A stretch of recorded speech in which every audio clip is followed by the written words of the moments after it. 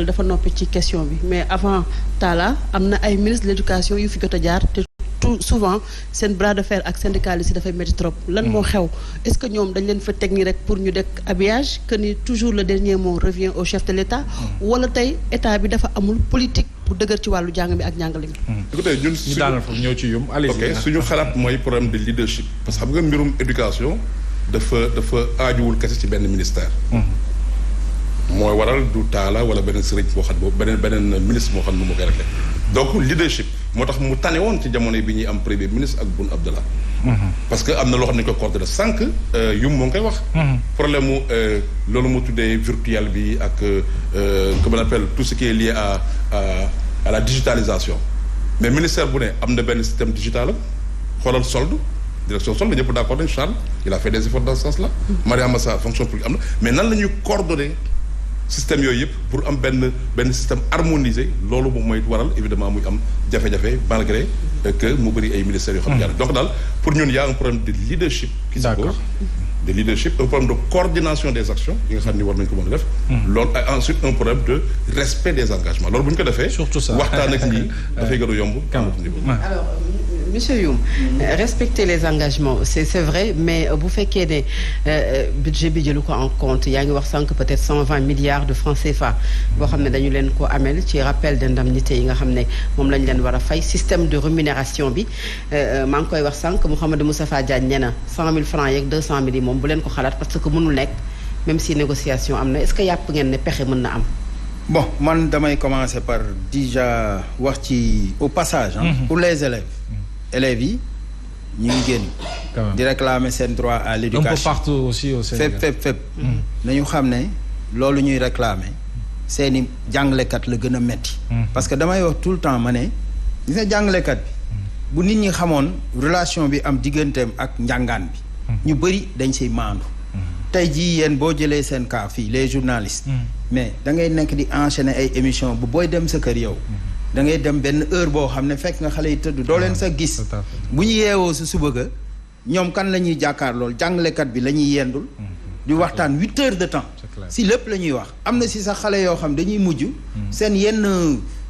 discussion yi ñuy am ak jàngalekat bi sax xëy na duñ ko am ak seen parents. pour wane ñoom lien bu fort moom moo leen boole. alors kon jàngalekat bi bu yeewoo tey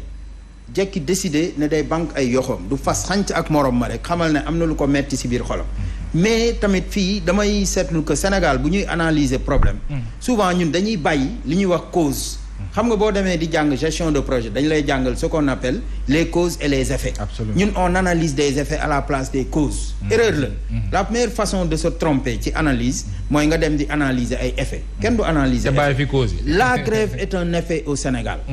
grève effet la kenn gisagoo liggéey yéen mënoo leen yeewu fii par exemple Sen TV yeewu taxaw tali bi fële bloqué ko ne doo leen liggéey. ñu laaj leen lu tax mais day am cause. donc enseignants yi li ñu def c'est très clair. mooy déjà dafa am une sédimentation des protocoles mooy maanaam état day signer protocole depuis maanaam presque mën naa indépendance ba tey te du respecté ñu muñ toog 10 ans jekki ne waaw mais li yàgg na kii ba tey nag ñu yëg si foo xam ne fii tamit situation bi loolu rek moom moo ko indi kon actuellement njàngaan yooyu nañ xam ne ni ñu leen bindalee seen droit à l'éducation noonu la ñu leen bindee pour liggéeykat yi yu Sénégal yëpp lu ñuy wax les libertés syndicales à l'article 8 de la Constitution. kon ku nekk da ngay exercer mais ki indi jaxasoo boobu yëpp mooy état du Sénégal bi nga xam ne boo demee article 42 encore de la Constitution dañu wax ne le président de la République est le gardien de la Constitution kon moom bu veillé woon à li mu war a veiller institution yi di dox du ñu retrouver wu fii kon le principal responsable de tout ça man si sama jàngat c'est l'état du Sénégal parce que tamit la signature de l'état di état président muy jël nguur gi dafa waat xamoon ne serment boobu da koy topp ci bépp activité bu nguur gi di poser mais tey dañu dem ba signature bi amatul crédibilité amul valeur mën nañ signer mais ñoom du ñu def lu ñu kii donc problème bi foofu la maintenant alors donc foofu ñu xam jàngalekat yi li ñuy def ni gënalu leen mais dañ leen ci pousse te tamit légalement dama leen di fàttali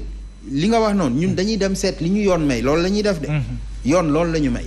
maintenant problème bi nga doon wax sànq aussi par rapport à kii bi nga wax non le directeur de la communication xam nga ñun des fois honnêtement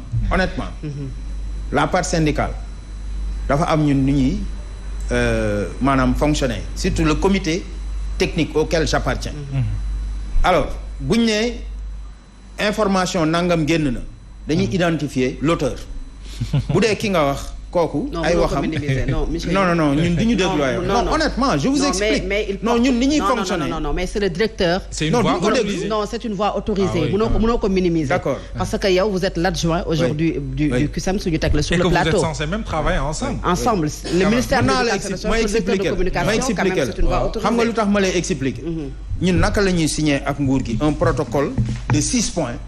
boo demee point 5 moom lañ def ay sous-points le total fait 11 points il fait le tour des radios et des télévisions pour wax ne dañu signer 33 points réglé nañ 33 points kon kooku du wax dëgg moo tax honnêtement entre nous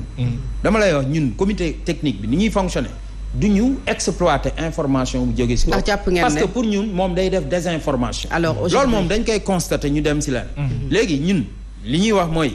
ñun information pour ñun dafa am canal bu muy yegsee si ñun comme tey li muy wax ni effectivement jot nañ convocation bi ñu war a yóbbu ci ndaje mu alxames mi loolu moom dañ koy jël au sérieux bu ñu soxlaa yeneen information financière wala yeneen aussi xam nañ fan la ñuy jaar mais ma wax leen aussi que ñun dañu am ay comités yuy def recherche par exemple tey ñëpp wax nañ ne poñ bi gën a fës moom mooy lu jëm ci wàllu payoor gi nga xam ne dafa am kumba am ndey ak kumba amul ndey mais xamoon na ñun balaa ñuy yëngatu toog nañ sànq maa ngi dolli nga ngi wax benn at déedéet année scolaire dafa njëkkoon am pause dañu signé woon protocole en 2018 ñu def pause avant 2018 2017 aussi akal mi la woon ñu bëri dañ koy fàtte 2018 bi ñu signé dañ toog 18 19 20 ba 21 def ñu dara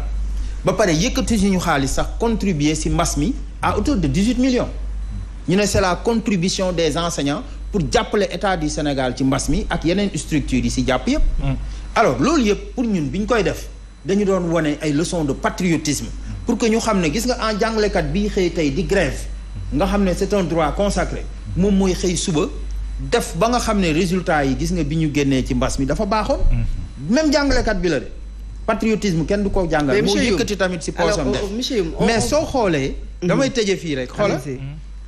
ñun bi ñu toogee loolu yëpp xam nga lan la nguur gi doon def mu ne ñu yéen lu jëm ci wàllu payoor gi da ngeen ñuy may ñu def ay xayma Cheikh wax na ko sànq ñun ñu toog tamit xamuñu ñu ne dañuy xaar ci rémunération bi de maanaam payoor gi ndekete liñ toog yëpp nguur gaa ngi jël di séddale maanaam boo xam ne bi maanaam jaarul si yoon parce que ñun li ñu toog di muñ mu jënnee benn décret mu ngi nii arrêté modification portant la et cetera mu ngi nii boo xam ne bii fixant les montants et modalités de paiement de la prime spéciale contre l'évasion sociale mu génne kayit bi ne képp ku di waa ministère du travail jox nañ leen ay indemnités yu duun yu baax lii nag bëgg nañ ci trop parce que syndicaliste jox nañ leen 400 000 ñenn ñi mu ngi nii 400 000 250 000 date baa ngi nii à la date du xoola ñu ngi ko signé donc mois bii passé lañ ko defar maanaam ci 2022 bi nii ñu defaral leen ko mu ngi nii ñu parewaat foofu ñëw génnee beneen kayit mu ngi nii ñu ne bii mooy indemnité de représentation maanaam comme médecin yi bu ñu la affecté fenn représente toogaay bi nga fay toog ñu jox leen 200 000 ku ne ñu ne lii tamit ñu ngi koy rafetlu parce que ñun ay travailleurs lañ. alors c'est clair gëm nañ ne c'est bien. monsieur Youm pour ñu damay jeexal ci ñetteel bi mu ngi nii ñetteel bi xoola mu ngi nii ñu ne encore dañuy génne beneen indemnité boo xam ne waaye mooy waa ministère de l'agriculture. non mais El Hadj est-ce que nekkul leen ci yoon bi yéen tamit. non taxawal rek ministère de l'agriculture yéen kay est-ce que léegi bi ñu génnee waa ministère de l'agriculture ak ñii ñëpp. ñu ne leen ñun ay travailleurs lañu ay syndicalistes lañu. nangu nañ ay liggéeykat ñuy gën a ñoŋal seen nekkin ak seen toogin. waaye lu tax ñun ñu beddi ñu. est-ce que beddi la beddi bi ñu beddi ñun moo ñu jaaxal. est-ce que mën nañu ko tuddee bedd tamit. boobu ba léegi dara jógul. dara bougé mais ñi nga lim ñi ñu ngi rémunéré ñu ngi defal ay indemnité est-ce que nekkul lañ ci circuit bi ci yoon bi. damay laaj rek. xam nga yaa ngi koy wax di xaw a ree. waaw parce que xam nga ne. bu ñu la nee souvent mu ngi ci circuit bi. mais parce que beddi moom dafa doy waar. non dañ ñu beddi. beddi la mais est-ce qu'on vous reproche s'il vous plaît est-ce que dañu leen di reprocher que d'habitude saa bu ngeen waxee rek mbiru xaalis ngeen wax vous parlez d'indemnité système de rémunération li nga xam ne mooy rappel yi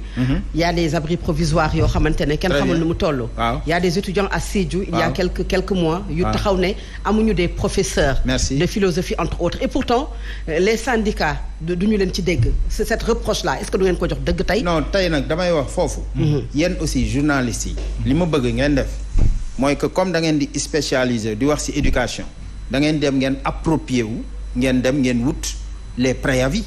et les plateformes des syndicats ñun par exemple plateforme revendicative mais voilà dañ koy dem wut par exemple moom li mu wax nii yëpp ñun lañ fa dugal dañu wax ne ñun